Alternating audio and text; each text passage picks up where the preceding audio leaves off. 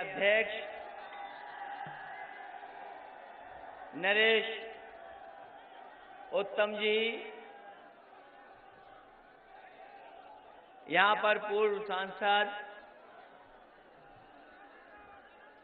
सांसद आदरणीय छोटे सिंह यादव जी हाल में ही अपनी पार्टी में शामिल हो रहे और जिन्होंने समाजवादी पार्टी को आशीर्वाद देने का फैसला लिया है, पूर्व सांसद आदरणीय राम बख्श वर्मा जी,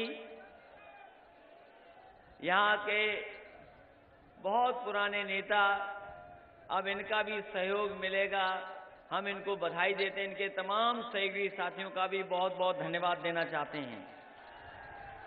बहुजन समाज पार्टी के मंडल कोऑर्डिनेटर नरेंद्र कुशवाहा जी, बहुजन समाज पार्टी के जिले के अध्यक्ष राम सिंह गौतम जी, पूर्व विधायक अरविंद यादव,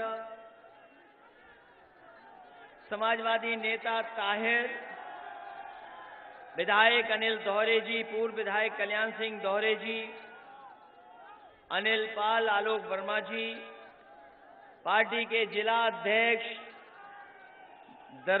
मुन्ना दरोगा जी, ममता कनौजिया जी, सर्वेश अम्बेडकर जी, एमएलसी राजपाल कश्यप जी, नवाब सिंह यादव, प्रभारी केपी यादव जी, मनोज दीक्षित जी, पम्मी जैन साहब और जिन साथियों का हम नाम नहीं ले पा रहे हैं, सभी हमारे समाजवादी साथी, समाजवादी नेता, बहुजन समाज पार्टी के नेता, यहाँ पर उपस्थित बड़ी संख्या में हमारे आदरणीय बुजुर्ग, किसान भाई, नौजवान साथी, पत्रकार बंधुओं, मैं सबसे पहले आप सबका धन्यवाद और आभार प्रकट करना चाहता हूं।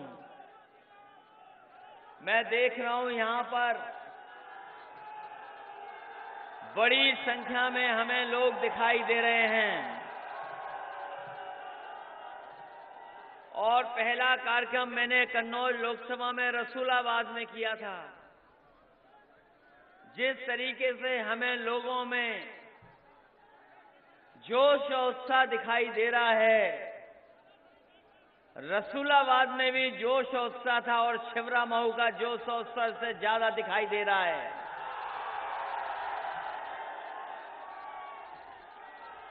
अभी 2 दिन मौसम खराब रहा, सुबह भी थोड़ा बहुत आंधी और तूफान पानी था, लेकिन अब मौसम साफ हो गया, अब कहीं कुछ तूफान दिखाई नहीं दे रहा है।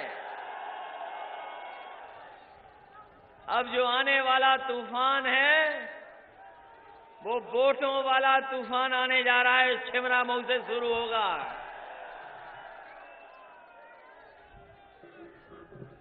ये मान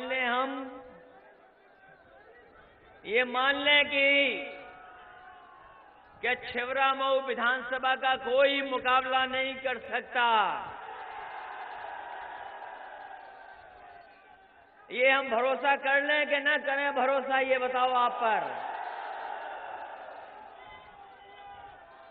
अब बहुजन समाज पार्टी भी आपके साथ है, बताओ ताकत बढ़ी है कि नहीं बढ़ी है। अभी तो विधानसभा अलग के अलग लड़ गए थे, अब तो ताहिर भी आ गए और आदरणीय राम बख्श वर्मा जी भी आ गए। अब ताकत बढ़ रही है कि नहीं बढ़ रही है? इसलिए मैं आपसे विशेष अपील करने आया हूं। अभी कल दूसरे चरण का वोट पड़ने जा रहा है।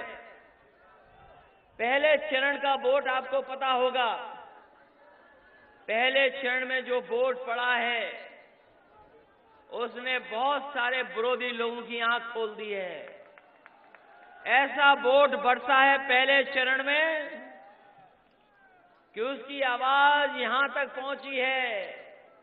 अभी तो दूसरे चरण में पड़ना है वोट, फिर तीसरे में और चौथे में कन्नौज के लोगों को भी वोट डालना है। ये कन्नौज, वैसे तो इसका इतिहास बहुत पुराना है, कन्नौज के इतिहास बहुत पुराना है। कन्नौज का इतिहास अगर हम सम्राट हर्षवर्धन से जोड़ें तो बहुत पुराना है, बहुत पुराना इसका इतिहास है। लेकिन इसका एक समाजवादी इतिहास भी है, और समाजवादी इतिहास ये है, यहीं के लोगों ने समाजवादी लोगों की समाजवादी पहचान बनाने का काम किया था। चाहे वो डॉक्टर राम मनोहर लोहिया जी रहे हों, जिन्हें की पहचान बनाने का काम, और यहां की जनता ने जिनको चुन करके भेजा था लोकसभा में, ये समाजवादी पहचान भी है कन्नौज से। कन्नौज से बहुत पुराना रिश्ता है समाजवादियों का। और एक बार तो यहां की जनता ने और यहां के लोगों ने वो इतिहास बनाया जो कभी कभी इतिहास बनता है, जहां वोट ही नहीं पड़े और निर्विरोध जीत गई समाजवादी पार्टी। ये भी इतिहास कन्नौज का है। और बताओ छिबरामऊ व कन्नौज के लोग, जो समाजवादियों की सड़क बनी है वो है सड़क पे नहीं है उदाहरण देने वाली। ये आगरा लखनऊ एक्सप्रेसवे, ये है उदाहरण के नहीं है? बताओ।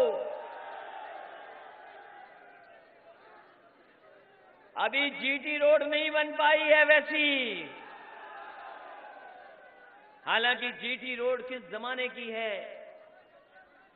जीटी रोड का भी बहुत वर्षों वर्षों का इतिहास है।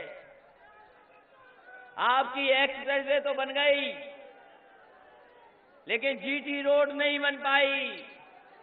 बताओ बीजेपी के लोगों ने जीटी रोड बनाई कि नहीं बनाई? और यहीं प्रधानमंत्री जी आए थे, आपको याद होगा, कन्नौज में यहीं प्रधानमंत्री जी आए थे। यहीं आए थे प्रधानमंत्री जी, और न जाने क्या क्या कह के चले गए थे कन्नौज में। न जाने क्या क्या वादे कर दिए थे, अच्छे दिन के वादे किए थे, अच्छे दिन के वादे किया, लेकिन अभी तक अच्छे दिन नहीं पता लग रहा कहां पर है अच्छे दिन। अरे कन्नौज वालों को बताओ, वो एक्सप्रेस से पहुंच जाएंगे, कहां है अच्छे दिन? भारतीय जनता पार्टी के लोग बताएं। अच्छे दिनों की चोरी हो गई, अच्छे दिनों की चोरी हुई। यही नौजवान जो नौकरी तलाश रहे हैं, रोजगार तलाश रहे हैं, नोटबंदी कर करके इनके नौकरी चोरी हो गई कि नहीं चोरी हो गई? कोई नौकरी नहीं, रोजगार नहीं, और हमारे किसानों की आय चोरी हो गई। उनकी खाद और यूरिया की बोरी में से 5 किलो चोरी हुई कि नहीं हुई? आय दोगुनी करनी थी, आय दोगुनी करनी थी, 1.5 गुना लाभ देना था, लाभकारी। बताओ किसान भाई, किसी को मिला हो तो बताएं। और आलू वाले बताओ, आलू बर्बाद हुआ कि नहीं हुआ? नोटबंदी के समय कोल्ड स्टोर से लेकर के हमारा सब किसान बर्बाद हो गया। कहीं कुछ मिला किसी को नोटबंदी के बाद? नहीं मिल पाया नोटबंदी के बाद। हमारे गुसाईगंज और ये अनिल जानते होंगे, ये अनिल प्रजापति जी, यार जी, ये जितने कारोबारी लोग हैं, बताओ जीएसटी से व्यापार को परेशानी पहुंची कि नहीं पहुंची? व्यापार बर्बाद हो गया और कोई कारोबार नया नहीं शुरू कर सकता है। हमें और आपको ये भरोसा दिलाया था कि नोटबंदी हो जाएगी तो पैसा वापस आ जाएगा, काला धन वापस आ जाएगा। काला धन वापस नहीं आया। जो हमारा आपका पैसा जमा था, वो भी तमाम लोग पैसा लेकर के बाहर विदेश भाग गए। केवल 4-5 नहीं, जिनके हम और आप नाम जानते हैं, 36,000 से ज्यादा उद्योगपति भारत छोड़ के गए हैं। वही पैसा जो बैंक में जमा था। अरे ये बात जान गए।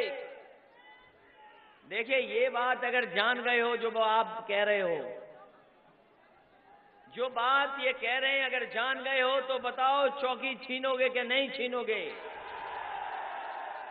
जब ये बात जान गए हो तो चौकी 29 तारीख को आपको छीननी है। तो काला धन वापस नहीं आया, उद्योगपति भाग गए साहब। अगर देश के उद्योगपति चले जाएंगे, व्यापारी चले जाएंगे, तो कौन कारोबार करेगा, कौन नौकरी देगा? ये नौजवान जो दिखाई दे रहे हैं, इनका कोई भविष्य नहीं है अगर बदलाव नहीं आएगा तो। प्रधानमंत्री जी और भारतीय जनता पार्टी के लोग कह रहे हैं कि नया देश बनाएंगे।